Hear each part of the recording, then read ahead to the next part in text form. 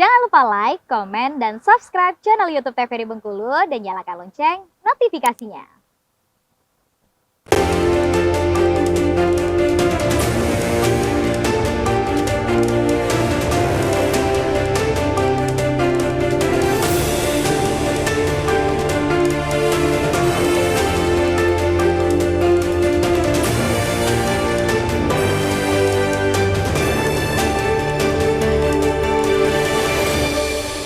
Terima kasih Anda masih menyaksikan TVRI Bengkulu di Berendo dengan tema kita peluang dan juga tantangan ekonomi di tahun 2024. Tadi kita sudah cerita ya terkait dengan digital ekonomi, baik dari peluang dari segi usaha seperti apa dan juga dari ekonomi sendiri seperti apa. Nah, kalau dari Mbak Mutia sendiri ternyata juga sudah mulai terjun ke digital ekonomi ya Pak ya? Ya, semua kan memang harus terjun ya, baik maupun tidak mau ya, karena memang itu kan sangat membantu sekali ya. Kalau tadi yang saya bilang tadi untuk yang makanan kita pakai Grab, Maxim, terus via WhatsApp, karena kalau nggak ada handphone kan susah sekali ya.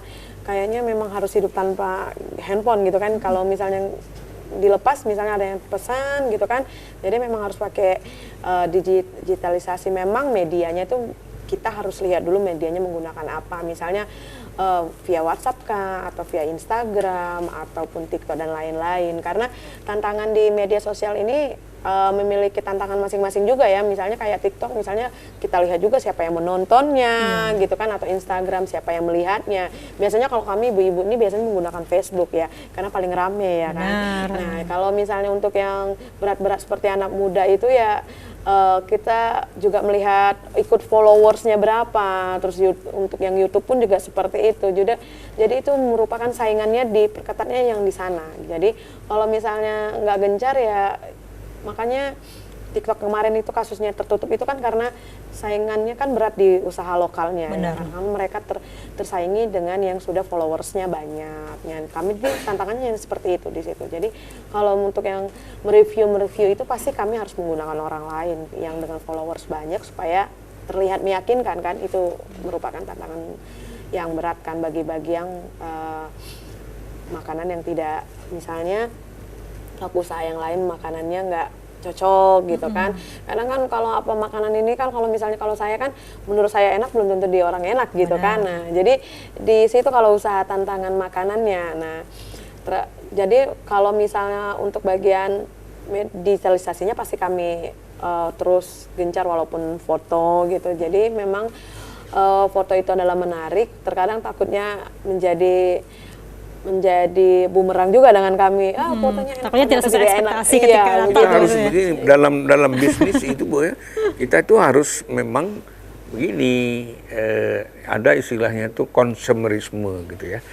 Konsumerisme ini kan bukan orang mengkonsumsi lebih banyak gitu ya, tapi dengan kekuatan modal, dengan kekuatan informasi, orang bisa menekan produsen berbuat lebih baik begitu loh. Benar. Nah, ini kan dengan adanya tekanan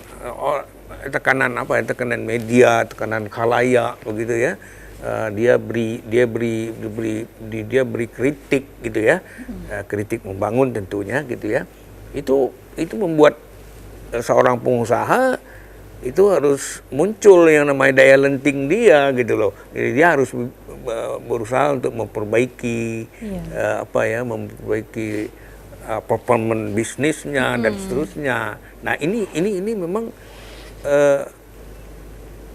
kalau dalam bisnis itu pesaing itu jangan dianggap musuh, dia harus kawan gitu loh.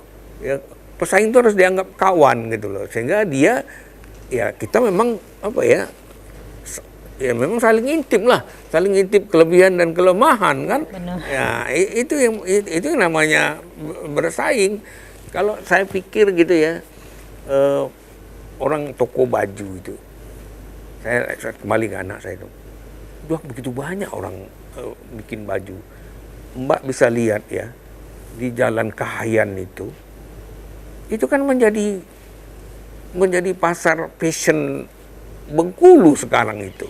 Untuk kelas menengah ke bawah kan Kahayan itu menjadi tujuan orang gitu. Nah terus saya tanya, kenapa kamu mau bikin lagi toko baju begitu tuh. Nah, sama lah dengan tadi bilang Mbak Mutia tadi kan, rezeki itu kan memang berbeda-beda ya, Tuhan yang ngatur. Tetapi kan usaha kita itu kan dengan gencarnya media sekarang ini, itu bisa dilakukan begitu loh. Orang kelihatannya tokonya sepi aja gitu. Padahal omsetnya banyak banget tuh. Ya. Mungkin secara online ya Pak ya, makanya Iya, terlihat. nggak kelihatan.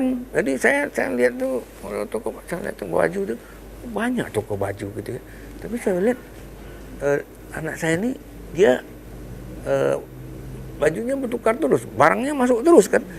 Nah sekarang nggak harus juga ke Jakarta beli baju. Yang ini, yang ini ambil 5, yang ini ambil 5 di toko orang sana. Tahun nyampe aja lagi. Coba biaya transport hilang, biaya hotel hilang, biaya delivery hilang gitu ya. Semua itulah apa namanya revolusi teknologi ini sekarang kan yang membuat orang lebih mudah untuk berusaha begitu.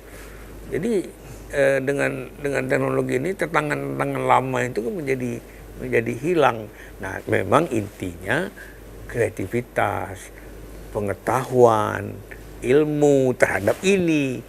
Nah, kalau kita tadi dia kan kalau memang dia memang enggak, tapi kan dia kan meng-hire orang. Benar. Nah, ini juga kita juga harus punya itu, punya tim, betul, harus orang harus kita hire. Kalau kita nggak punya, kita harus call the friend dong.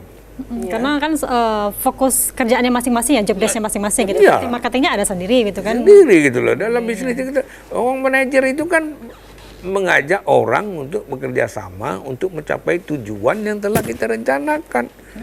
Ya kan? Tidak harus juga kita di situ. Karena tadi bengkel tidak harus juga tukang Memang kalau digital marketing itu dampaknya keuntungannya besar sekali besar Bapak ya. Karena menembus pasarnya bukan cuma dari kalangan lokal, bahkan dari luar kota, luar provinsi pun juga menembus. Itu ya. Baik Pak Saiful, kita jeda dulu dan juga Mbak Mutia. Nanti kita bahas lagi di segmen terakhir ya Pak, dengan masih tema yang sama, peluang dan juga tantangan ekonomi di tahun 2024. Pemirsa, kami akan kembali setelah jeda berikut ini.